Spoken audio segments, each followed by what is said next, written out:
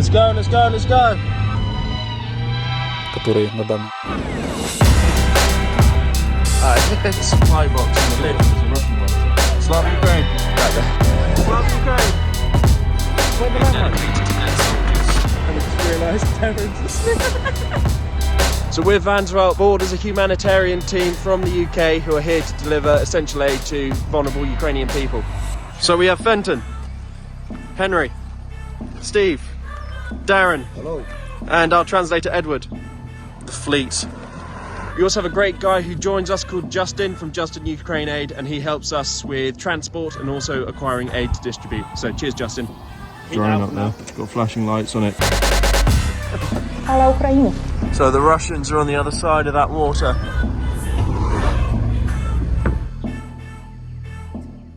So today we're heading to Le Mans, which was liberated, we've been told, about 2 weeks ago probably. So we're going in to deliver humanitarian aid to the people who remain in the village. Oh look, landmines. Close on them. Oh look. When I left in September, life was pretty normal, as normal as it could be in the west of Ukraine. But after I left, tensions have intensified, the bombing attacks have intensified, and a lot of the people who initially left Ukraine and have come back are now feeling like they have to leave again, because it's very similar to the start of the war. Their safe cities are being rocketed, people don't have power, people don't have running water, and it's worrying that we could see a return to what I was seeing back in April. Over there. We're really f***ing exposed here as well, boys. Let's go, let's go, let's go!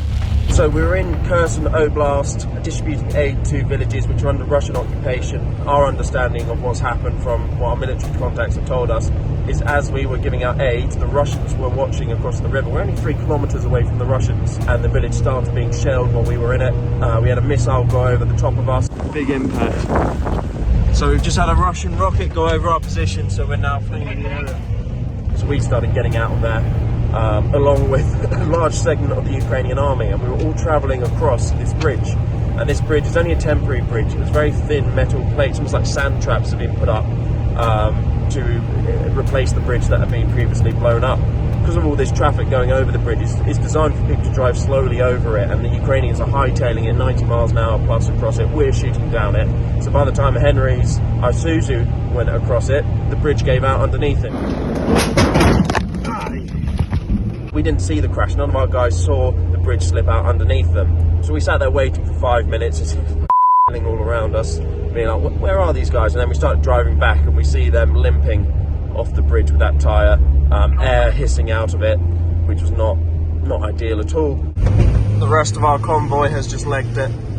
It's just 2 vehicles left, one limping, and a big white transit van. How you feeling? All good, man. All good. And it wrecked a tyre, smashed up the side of the vehicle. Targeting the bridge, it's the only bridge in Kherson. With what drill? Right, what do you need? They've just blown the bridge up that we went over. How does it go? Like that?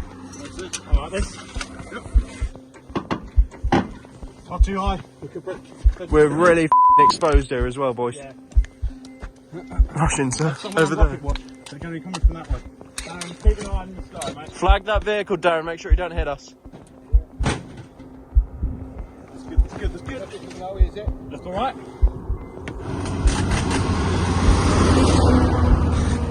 They're all fleeing as well, all the army's fleeing. They're not stopping, you know. Our groups had a lot of problems navigating those roads. Other charitable groups I'm aware of have also had problems with their vehicles where they just get destroyed. Where if you have to drive very quickly in some very dangerous areas and the roads are dreadful in vehicles which aren't really designed for that sort of terrain, you do cause a lot of damage and it does start to get very expensive. So we managed to change the wheel on there, getting out of here, loads of munitions littered across the road.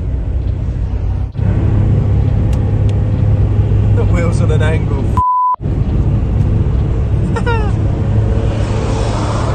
It was surreal, but as I said, it's all another day's work for us. It's not unexpected when you're going to hot areas. We're often told by people, you know, it's 50-50. One of the checkpoint soldiers said, you can go there, but it's 50-50 whether you come back, and only 50% you will come back if God's on your side. So we go, okay, cheers, mate. So we're here, had to pull off because the wheel's on an angle, and we just noticed there's drone up now.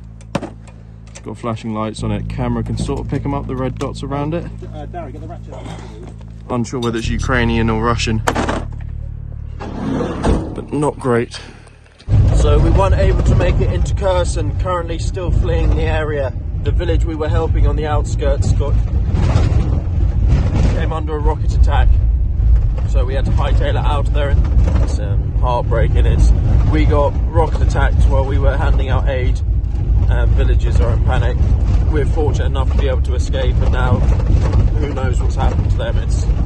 It's heartbreaking. You try and do good, and then some decides to bomb civilians.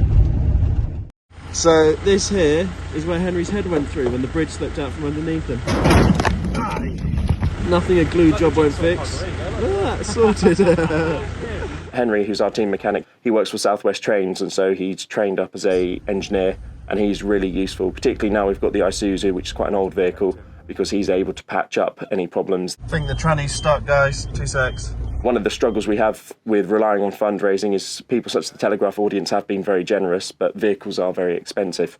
So both vehicles we bought them for one for £2,500 and one for £2,200, but the repairs on each and getting them with winter tyres has cost about an additional £1,000 per vehicle. But then trying to buy new 4x4s, you're looking at 20, 30, 40,000 really. So we've done what we can, and we think we've got some really good kit this time. We're very glad to have an engineer with us who can actually repair them if there are problems, so we don't have to rely on local mechanics. How are you feeling? Good. I'm not good about this car though. It's taken a bit of a beating, I tell you that. That bridge, it was blown up about an hour later by the Russians. They just shelled it non-stop, and we think it even might have been sooner than that, because as we were changing the tyre we had lots of explosions in that direction, but we didn't stick around to find out what happened to it. It's only what our contacts have told us. We have a rough idea of where the front line is and where the fighting is. We use a multitude of apps, and also we have military intelligence, but that line is always changing, and unfortunately, particularly when you're in the sticks, it's not always clear where the Russian soldiers are. So it really is taking a chance, a bit of a leap of faith, but so far I'm one of the few teams out there where we've had no injuries, we've had no fatalities, and I hope to continue that. It was, I'd say it's the closest we've been. The Russian rocket was about 30 metres overhead and it hit about a kilometre away.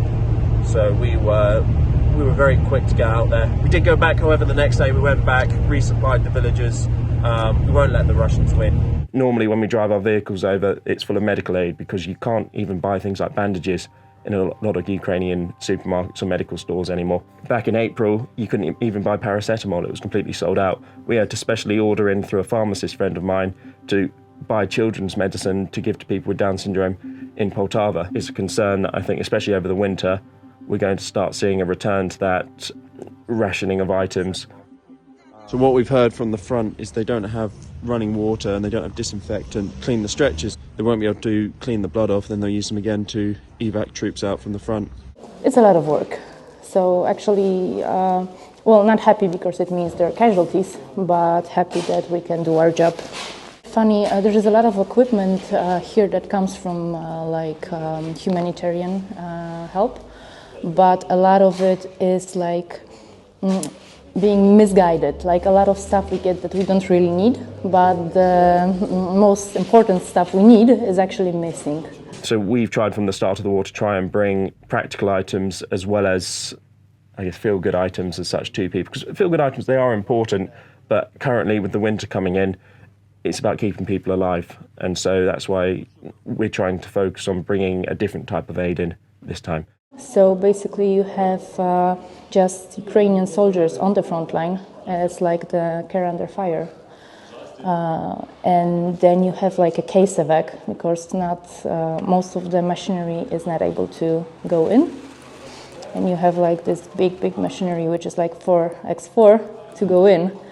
And it's basically case evac. So whatever goes in just grabs them and gets them here. And outside of the zero zone, which is like, I don't know, 3 to 7 to 10 maybe kilometers maximum away from the front line, from the zero zone, you have a field point or a hospital like here, and then we treat them, we stabilize them, and then we do the medevac. So it's a bit it's a bit different. We're of the understanding we want to give people a lot of food and supplies in November so they can start to prepare for winter. And it may sound slightly brutal, but if they haven't prepared in November, they aren't going to make it through the winter. And that's just the reality of it. It doesn't matter if you're there to give them a little bit of aid in there. You won't be able to sustain people enough for months and months and months through the cold. They've got to really push to do that themselves as well. We'll give them a bit of a boost, a bit of help, but unfortunately, they've got to do what they were doing prior to the war to try and survive through this. Perfect.